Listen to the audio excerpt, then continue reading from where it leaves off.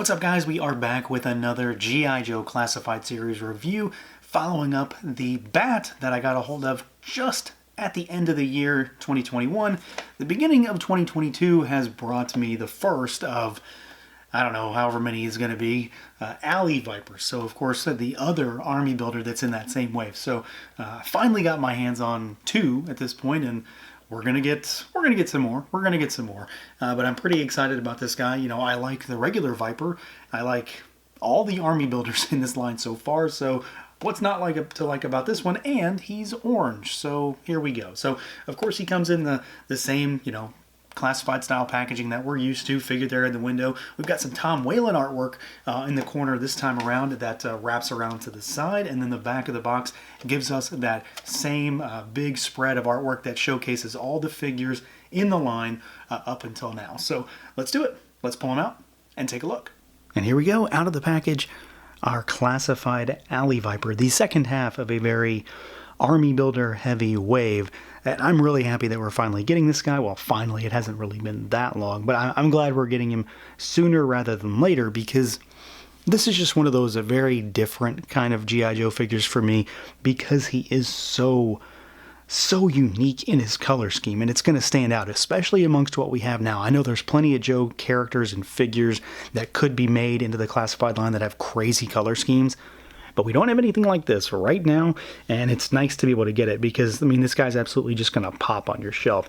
He is very normal for a classified figure. Like, he's very much in line with kind of like the regular Viper. They're not really the same figure, but just in terms of comparison, because that figure also has a big vest that sits over top of the chest.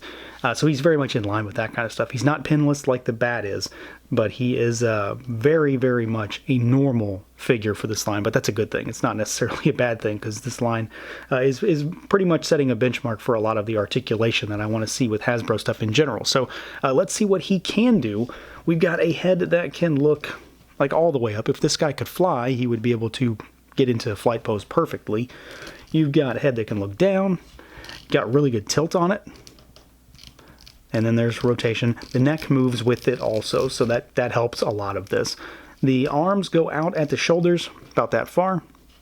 They, of course, rotate. You do have a butterfly joint in there. It's not the best, but it does help because of this vest. You know, it helps to get that reach just a little bit further forward. We've got our bicep swivel, double jointed elbows, of course. We have got a vertical hinge and rotating wrist here, and then the other side is a lateral hinge. So you've got lateral and vertical. The torso is going to be a little bit of a problem, obviously, so you can, you know, twist him. You can twist at the waist, get him to sort of, you know, go over top with the little guard on the front of the vest here, but you're going to lose some of that mobility that we see normally. So there's not a whole lot of play forward, backward, side to side, and there's definitely no crunch on this guy because of the fact that anything he does have would be hidden by this. It's a pretty rigid piece of plastic. It's not a huge deal. Like, I've been able to work around pretty much all of these figures like that have this thing just fine, but it's worth mentioning. Legs out pretty far. They kick forward pretty much all the way. They go backwards a little bit. They do have drop-down hips as well. I will say that this leg on mine is kind of loose. Like, it's not flopping or falling down or, like, you know, easily or anything, but it is looser on this side than it is on this side. He stands fine. He has no issues posing, but it does seem a little bit looser. You know, your mileage may vary, of course. And then we've got our thigh cut. You've got double jointed knees. Pretty normal stuff there. And then we've got our boot cut shin swivel. You've got a hinge. He kicks forward, kicks backward really good. And then you've got really nice rocker on him as well. So, you know, outside of the vest on this guy, pretty much everything on him moves exactly like you would want it to, and even then, the vest is not that big of a deal. I haven't really had any problems posing him. This guy, and pretty much the line in general, of course, is very, very easy to pose, very, very easy to play with. The only thing that could have been changed is if he somehow had an ab crunch on this figure, but otherwise, very nicely articulated.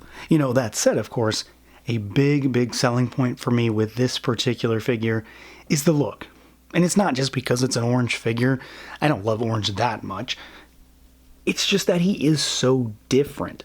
You know, this is a very different look for the line. And again, like I said, there's plenty of G.I. Joe figures that came out in the original line that have garish and crazy and wacky color schemes as the line goes on. But this guy is something we don't have yet. Well, we do now, I suppose. He's very different. He's not any kind of muted color scheme. He's not overwhelmingly black with his suit color. He's not just browns and greens or things like that. He is orange and blue, and it looks really, really good. Like, I mean, these characters are just going to pop on your shelf. If you have one, he's definitely going to stand out. If you've got a few, they're going to become a focal point on your shelf. Blue and orange are complementary colors, so they definitely work in conjunction with each other, and I think it looks pretty cool. I mean, this guy is, again, very similar in many ways to the regular Viper that we got, but they're not like sharing parts or anything. I was really expecting to see at least some parts reuse, just based on the namesake, but because, you know, that's, again, me not really knowing a lot about older Joe figures, but this guy is not really a lot of parts reuse at all with the Viper. So if there's something that he shares parts with, I haven't really noticed it yet, but this is a really cool looking figure. Sculpt on him is tremendous. There's a lot of different textures for this guy. He's got tons of pouches, weapon storage on him, and there is a decent amount of paint too. I mean, the figure is overwhelmingly cast in orange plastic, so that's basically what he is, but then you've got all of this hits of blue. Some of it has a little bit of a metallic tinge to it, some of it doesn't. Some of it does, like on the arm here, the little pouches, this part on the sleeve, and then on the leg as well, but the stuff on the vest is not nearly the same finish, which I think is cool. It makes them stand out a little bit. It gives them a little bit of a shine in some instances.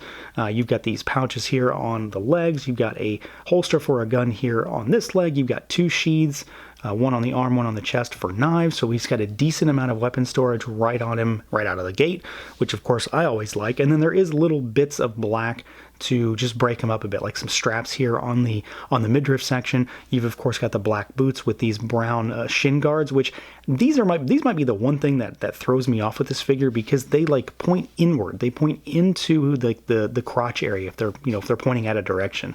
So like when the legs are neutral, they are kind of knock-kneed almost, which is kind of weird. I don't understand if there's a reason for that. It seems to be like what they're supposed to be positioned as for the figure, but I don't really know why. It just looks kind of funny to me. But otherwise, I think this guy is overwhelmingly a cool looking figure, and that's kind of what it comes down to. He looks cool. The sculpt is everything you would expect from a classified figure. Paint is really clean and crisp, and then he is topped off with a pretty solid head sculpt. It is this very much, encased sort of helmet style of look. So you've got a mask on the front with this orange, almost like, kind of football-y helmet kind of head, and then the Cobra logo emblazoned in black there on the front with just his eyes getting the ability to peek out there. He does have the spokes on the side of his head for the mask, which we'll talk about here later, but I think just at like default as far as what you take him out of the package with, this head sculpt looks pretty fantastic, so you've got options when it comes to this guy as well. And I think it's a cool head sculpt. It looks great. Paint is really clean and crisp, and that's kind of a thing for the figure itself in general, is that paint on this guy is very clean and crisp, but that does thankfully extend to the head sculpt and specifically to those eyes. I've got really nothing to gripe about outside of maybe these little shin guard things that would even be considered worthwhile. This is a very nitpicky thing down here. Otherwise, I think he looks fantastic. Now, as far as accessories goes, the Alley Viper is loaded. Like, there's really no way to say it otherwise. He is absolutely loaded. And there's a few ways to change him up as well, with things you can add on to just make him, even more robust and more beefed up, or if you want to differentiate a few from one another. So to start with, we've got the mask, and this is, the visor that I mentioned, so it pegs into the spokes that are on the side of his head, and it just flips down. It's got a little logo there emblazoned on the front in a slightly metallic blue paint, but you can flip it up. So if you want to leave it on at all times, you can do that as well. If you want to take it off, you can take it off. If you want to put it down, you can put it down. So I do really like that, because it makes him look a little bit more intimidating in many ways, at least to me. We've got the aforementioned knives here that are in the sheaths that I talked about. These are kind of a tight fit, as you can see. So you've got a knife. Come on out of there. There we go. So you've got a knife. It's just black plastic. Did all that just for a black plastic knife, right? And then you've got this one here, which is also the same, just another black plastic knife. And then you've got your sidearm over here, which is just, again, black plastic. Just a little pistol, but it fits into that holster really, really nicely. So you've got 3 weapons on him right there, plus the visor. That's 4 accessories on him, because again, I like to have all my stuff as much as possible on the figure. Then we've got the backpack here, which doesn't have any paint on it. but it's got a decent bit of stuff, like, you know, there's grenades on it, the Cobra logo's emblazoned on it. It's also got this gun, which I believe, you know, someone correct me if I'm wrong, this was part of the backpack in the vintage figure, and it has this grappling hook thing here too. So this pegs in here, and then this big rifle will peg onto the backpack. There's a peg and it goes through the trigger hole there, which I thought was kind of cool because that's a neat way to have that stored on there and kind of mimic the way the figure looked in the vintage line as well. And then he comes with a few other guns. So you've got this smaller machine gun here, which looks pretty wild. I mean, the sculpt on this thing's really good. None of this stuff has any paint on it, but it looks good. And then you've got a larger assault rifle here. So these are the two things that he really can't store on him. At least I haven't found a spot for it if he does, but you could have him hold all of this.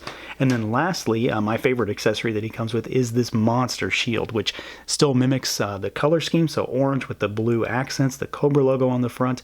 It has this like targeting reticle sticker on the inside, which I think is really cool.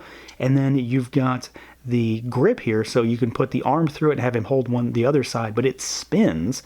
So you can have his arm move a little bit more freely and still have this oriented in a way that makes, like, you know, some kind of sense. So you can have it sort of that he's holding it outwards to his side, but you can still have it upright rather than it being, you know, like this for some reason if it didn't move, which would be ridiculous. So I'm really happy that they did that. So, I mean, yeah, he comes with a ton of stuff. None of it is really painted except for the helmet or the mask and the shield here. But he comes with a ton of guns. He comes with 2 knives. He comes with 4 guns. He comes with 4 guns, a sidearm, the 2 other guns, and then this big boy back here, plus the backpack. So it gives you a lot of weaponry for him, for other Cobra members, for other figures in general. And then, of course, it offers a way to just change him up because you can use the mask, take it off, leave the backpack off.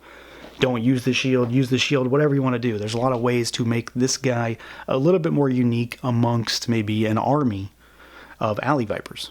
So overall, this is a very solid figure. I'm not at all surprised by that, because really all the army builders for this line have just been kind of top tier when it comes to classified. And I'm a big fan of this line to begin with, but the army builders have really, really been good army builders. They all look great, and they all have a ton of accessories, and this guy is absolutely no different. He looks fantastic, crazy color scheme, gonna stand on your shelf, moves really well, despite the vest situation, moves really well, and he comes with a ton of accessories. Multiple guns, multiple knives, shield, mask, backpack, the whole deal. This figure really does have a complete package in pretty much every regard. So that's going to do it for this look at the G.I. Joe Classified Series Alley Viper. Let me know what you guys think. Feel free to like, comment, subscribe, and share, and until next time.